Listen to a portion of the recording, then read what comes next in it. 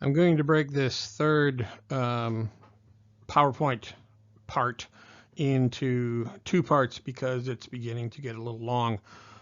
So there will be a part 3 and there will be a part 3A, and this is part 3A. So we've looked at the news and the advertising as programming. Now we're going to start looking at entertainment as programming, and entertainment was a very big part of radio programming. Radio networks had, like CBS and NBC, had very famous people as a part of their entertainment programming. As you can see here, Bing Crosby had his own show on CBS. Other stars were Bob Hope and Judy Garland. A lot of these were movie stars who already had established themselves in the movies, or they had established themselves as entertainers, as singers. Many of them had been successful in what was known as vaudeville. Vaudeville was stage musical comedy and sketch comedy that was on a proscenium stage with live audiences, and so they were used to being in front of audiences doing their performing. Eddie Cantor was a well-known singer and comedian. Al Jolson was the star of the first talking movie, The Jazz Singer. And so there were networks already had signed these people as either movie stars or had singing contracts, music contracts, record contracts. And so they moved them to radio, and this created different genres during this golden age of entertainment radio. One of those who was, again, well known as a comedian, a stand-up comedian, was Fred Allen. Fred Allen had his own comedy show, variety show, where he had singers, did sketches with other well-known personalities. He also had this running sketch known as Allen's Alley, where he would meet his neighbors. He would knock on the doors of his neighbors and ask them what was going on, and of course they had different responses. The Senator's home. I'll knock and see what happens. Somebody, I say, somebody knock. Yes, I know. Claghorn's the name, Senator Claghorn, I that know is. you're from the South. When I'm in New York, I'll never go to the Yankee Stadium. Now, wait a minute. I won't even go to see the Giants unless the Southpaw's pitching. Well, look. I refuse to watch the Dodgers unless Dixie Walker's playing. Now, wait a minute. Stop interrupting. Where's your manners? Manners, I have more... Try listening. You might learn something. Listen, all I'll ever learn... Your tongue's wagging like a blind dog's tail in a meat market. You're winded, hey? Just sucking in some air, son. Well, leave a little. I'm breathing, too, you know.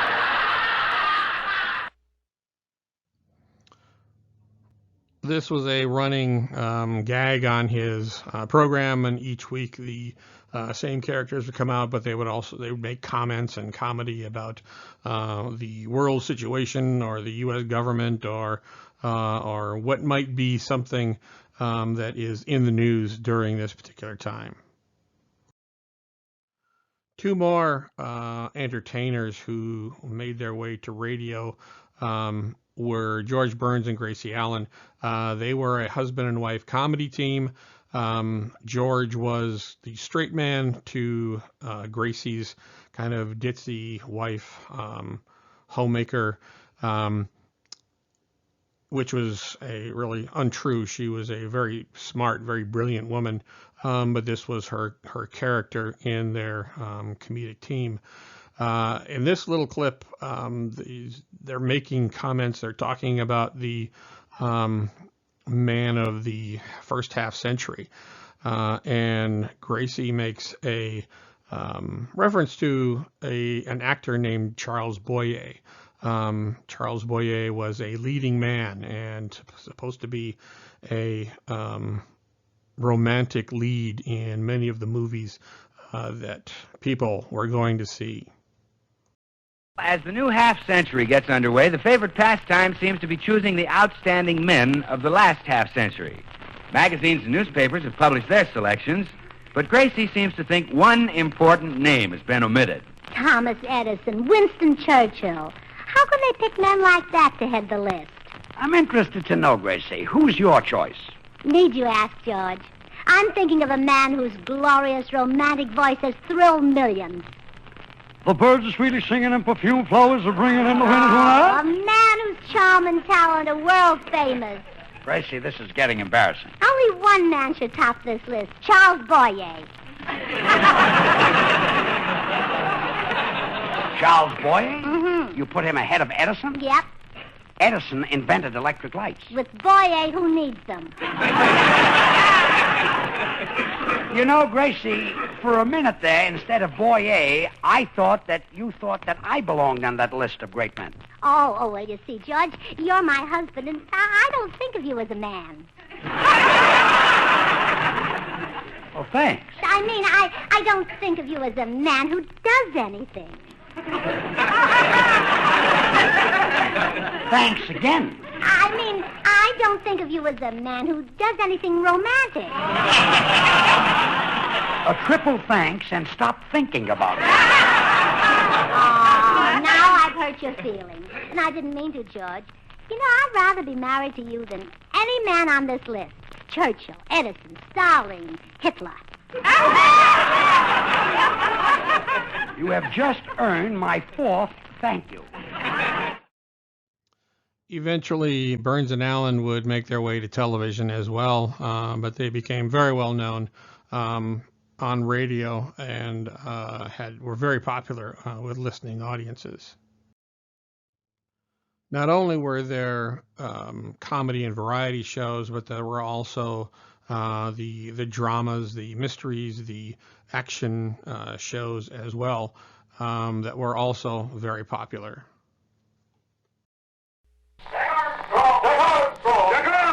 Jack Armstrong, the all-American boy. The Lone Ranger.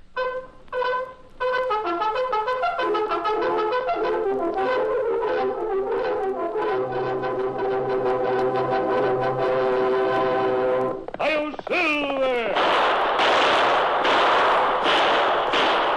A fiery horse with the speed of light, a cloud of dust, and a hearty hi-yo Silver. It's Yukon King, swiftest and strongest lead dog of the Northwest, breaking the trail for Sergeant Preston of the Northwest Mounted Police. Mr. Keene, Tracer of Lost Persons, is based on the novel Mr. Keene.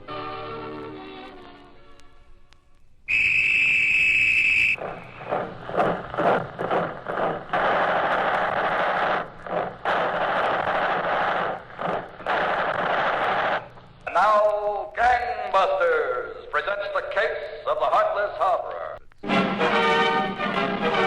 Baghdad, Martinique, Singapore, and all the places of the world where danger and intrigue walk hand in hand.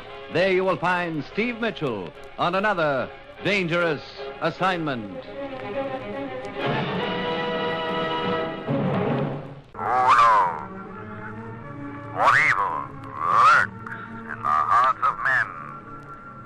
The Shadow knows.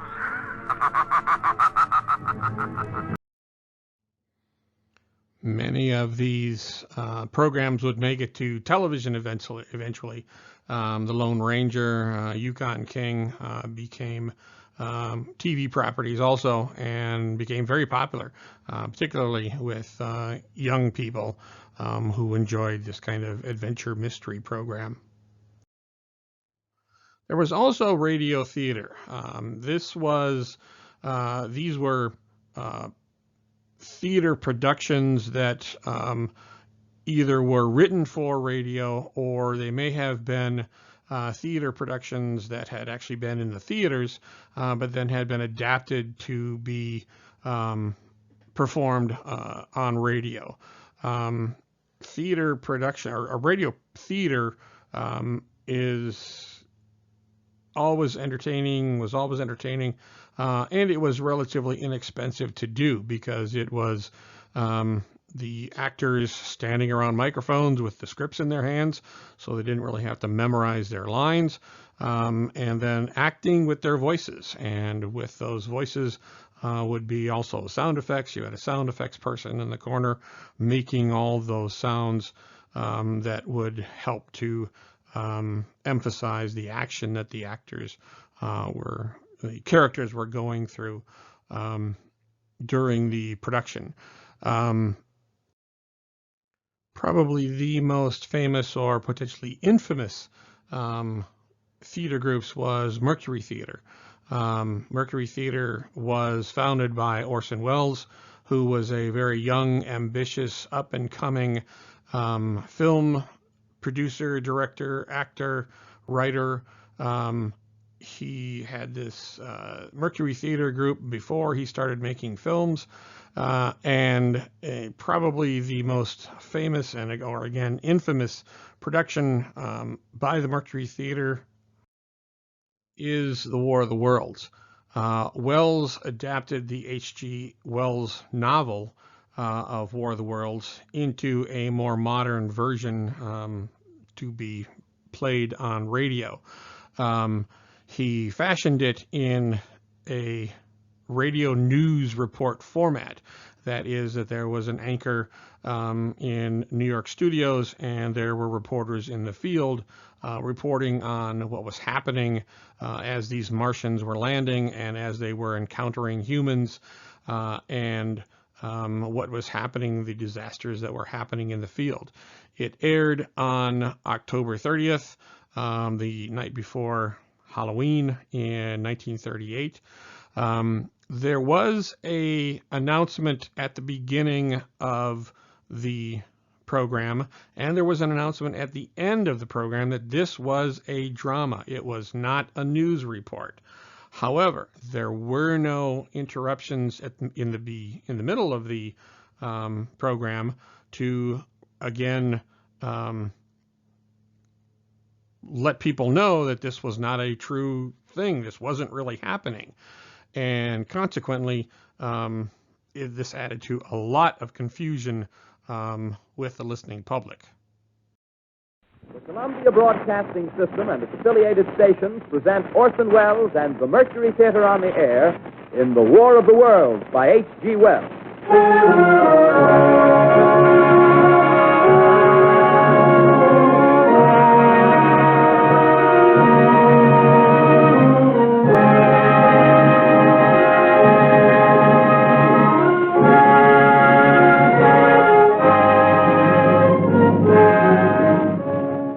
Ladies and gentlemen, the director of the Mercury Theater and star of these broadcasts, Orson Welles. We know now that in the early years of the 20th century, this world was being watched closely by intelligences greater than man's. Ladies and gentlemen, here is the latest bulletin from the Intercontinental Radio News. Toronto, Canada. Professor Morris of Macmillan University reports observing a total of 3 explosions on the planet Mars between the hours of 7:45 p.m. and 9:20 p.m. Eastern Standard Time. This confirms earlier reports received from American observatories. Now, nearer home, comes a special bulletin from Trenton, New Jersey. It is reported that at 8:50 p.m., a huge flaming object, believed to be a meteorite, fell on a farm in the neighborhood of Grover's Mill, New Jersey, 22 miles from Trenton. We take you now to Grover's Mill, New Jersey. Ladies and gentlemen, this is Carl Phillips again, out at the Wilmot Farm, Grover's Mill, New Jersey. Professor Pearson and myself made the 11 miles from Princeton in 10 minutes. Well, I hardly know where to begin. To paint for you a word picture of the strange scene before my eyes, like something out of a modern Arabian Nights. Well, I just got here. I haven't had a chance to look around yet. I guess that's it. Yes, I guess that's the thing directly in front of me, half buried in a vast pit. Must have struck with terrific force. The ground is covered with splinters of a tree. It must have struck on its way down. What I can see of the object itself doesn't look very much like a meteor. At least not the meteors I've seen. It looks more like a huge cylinder. This end of the thing is beginning to flake off. top is beginning to rotate like a screw, and the thing must be hollow. Move it! Keep back there! Keep back there! Keep those men back! Keep back there! Keep those idiots back! Keep off! The top's loose! Look out there! Stand back! Ladies and gentlemen, this is the most terrifying thing I've ever witnessed. Wait a minute. Wait a minute. Something's happening. Humped shape is rising out of the pit. I can make out a small beam of light against a mirror. What's that? There's a jet of flame springing from the mirror, and it leaps right at the advancing men. It strikes them head on. Lord, they're turning into flames. Now the whole field's caught up by the woods, the barns, the gas tanks for the automobiles, spreading everywhere. It's coming this way now, about 20 yards to my right.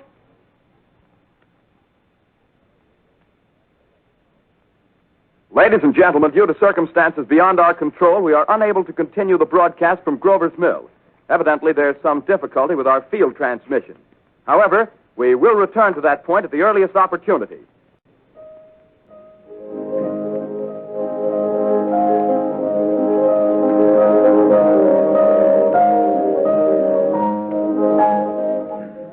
Ladies and gentlemen, I've just been handed a message that came in from Grover's Mill by telephone. Just one moment, please. At least 40 people, including 6 state troopers, lie dead in a field east of the village of Grover's Mill. Their bodies burned and distorted beyond all possible recognition. Further details of the catastrophe at Grover's Mill are coming in.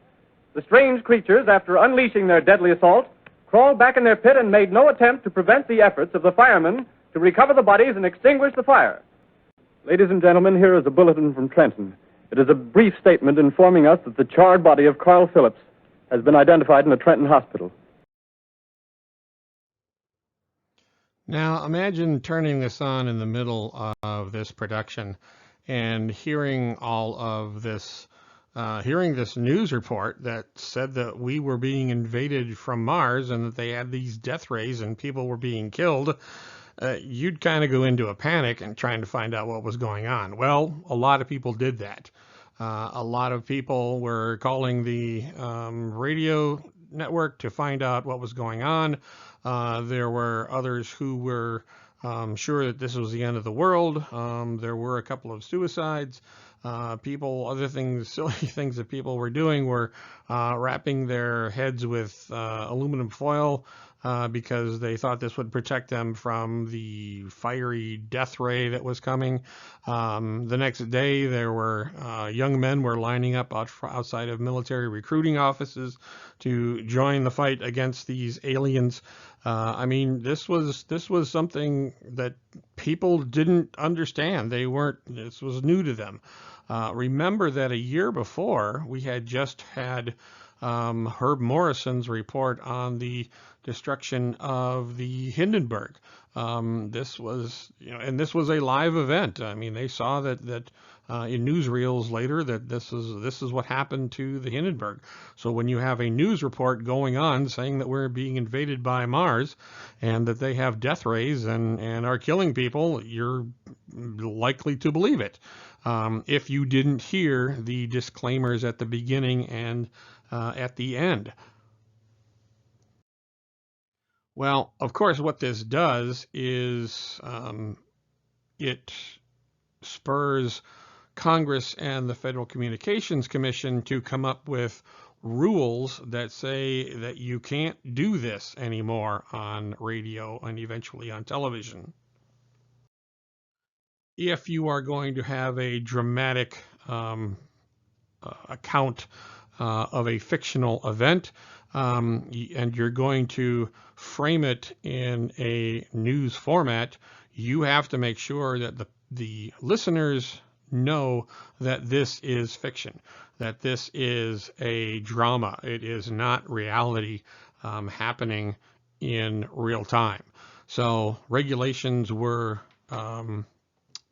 made and passed that any sort of dramatic programming like this that suggests that it is actual news reporting, there have to be disclaimers not only at the beginning and the end, but also during the production so that people understand that this is a drama, this is a play, it is not reality. So that is really kind of a look at the radio programming, and what we're going to look at next is legislation. So the next part of this PowerPoint will be related to legislation, broadcast legislation that would come up in the early years and still be a part of the American broadcasting landscape even today.